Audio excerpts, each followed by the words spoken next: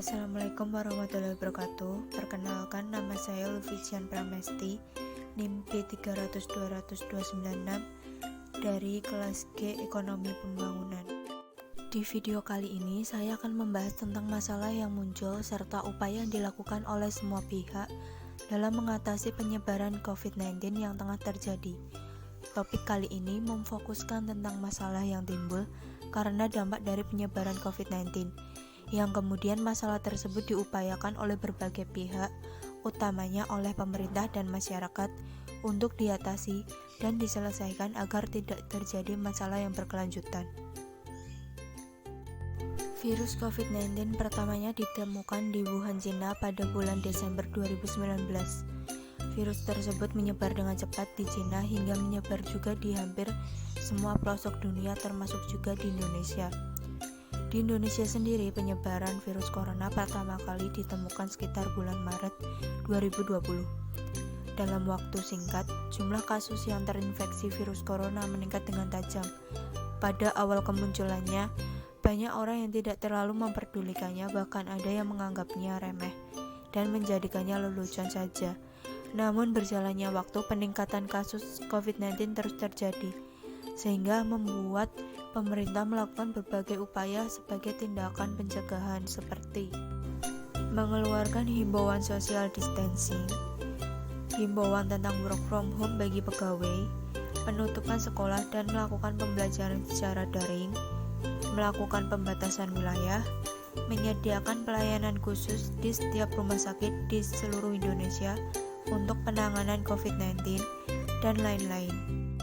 Semua upaya yang memungkinkan telah dilakukan sebaik mungkin oleh pemerintah, terlihat melalui semua himbauan-himbauan dan peraturan-peraturan seperti contohnya Peraturan Pemerintah Nomor 21 Tahun 2020 yang berisi tentang pembatasan sosial berskala besar atau PSBB. Sejak kasus COVID-19 meningkat di Indonesia, berbagai permasalahan muncul di tengah masyarakat.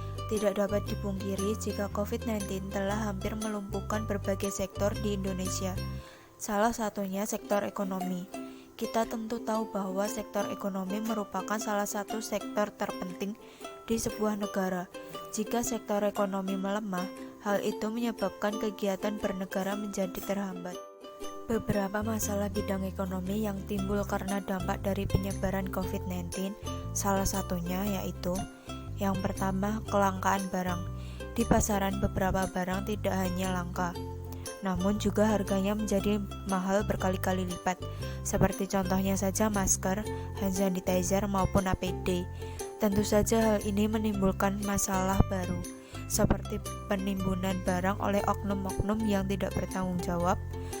Akibat dari kelangkaan tersebut, bagi masyarakat yang berkecukupan, mereka akan membeli semua barang dengan jumlah banyak, sedangkan untuk masyarakat yang tidak berkecukupan, akan kesulitan untuk memenuhi kebutuhan mereka.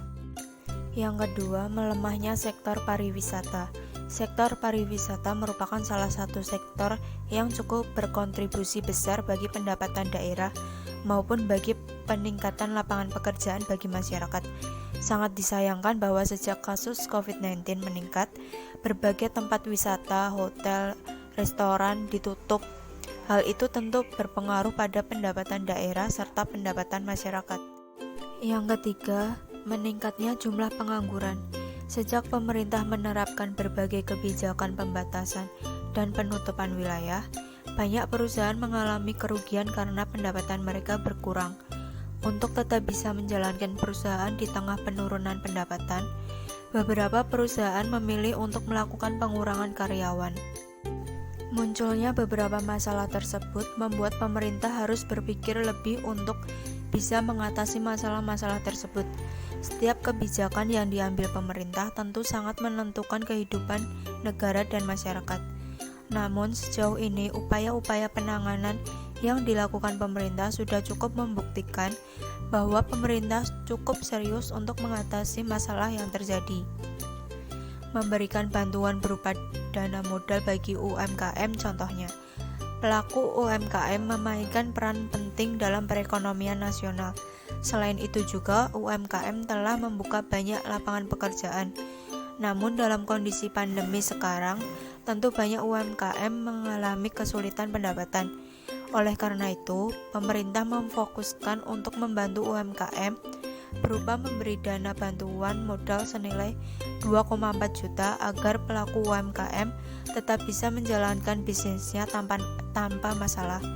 Dalam segi kesehatan, pemerintah juga memberikan bantuan dana kepada banyak rumah sakit untuk penanganan masyarakat yang terinfeksi virus corona. Keseriusan pemerintah untuk memutus rantai penyebaran COVID-19 juga terlihat dalam dunia pendidikan. Keputusan pemerintah yang mendadak dengan meliburkan atau mengganti proses pembelajaran yang semula di sekolah menjadi di rumah. Keputusan yang cukup mendadak ini membuat kelimpungan banyak pihak karena ketidaksiapan banyak pihak melaksanakan pembelajaran daring.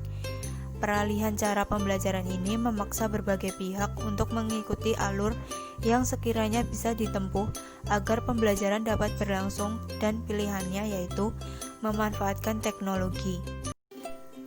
Beberapa website dan aplikasi digunakan untuk pembelajaran daring saat ini. Namun, tentu ada banyak masalah yang muncul. Contohnya, guru yang kesulitan memahami pengoperasian website maupun aplikasi, sinyal yang buruk di beberapa tempat, dan juga biaya dalam pembelajaran daring. Tentu kita diharuskan memiliki jaringan internet. Hal ini membuat kita menjadi harus merogoh uang untuk membeli paketan data. Namun, pemerintah telah mengeluarkan kebijakan untuk memberi bantuan berupa kuota internet bagi pelajar sesuai dengan jenjang pendidikannya. Biaya di sini juga termasuk biaya SPP yang setiap bulan harus tetap dibayarkan secara full meskipun pembelajaran dilakukan di rumah. Tentu ini merupakan kesulitan bagi sebagian siswa yang orang tuanya memiliki ekonomi yang kurang mampu. Tentu, beberapa sekolah memberi keringanan berupa pengurangan biaya SPP, maupun sekolah mengajukan bantuan kepada pemerintah untuk siswa-siswa yang kurang mampu. Dalam hal ini, sangat diperlukan kerjasama antara semua pihak seperti pelajar, orang tua siswa, sekolah maupun pemerintah, sehingga permasalahan-permasalahan yang timbul karena perubahan sistem pembelajaran yang mendadak ini bisa terselesaikan dengan baik. Dari waktu ke waktu, banyak pihak yang harus bisa beradaptasi dengan perubahan yang mendadak ini. Mau tidak mau, semua orang harus bekerja sama untuk mengatasi setiap permasalahan yang muncul karena penyebaran COVID-19.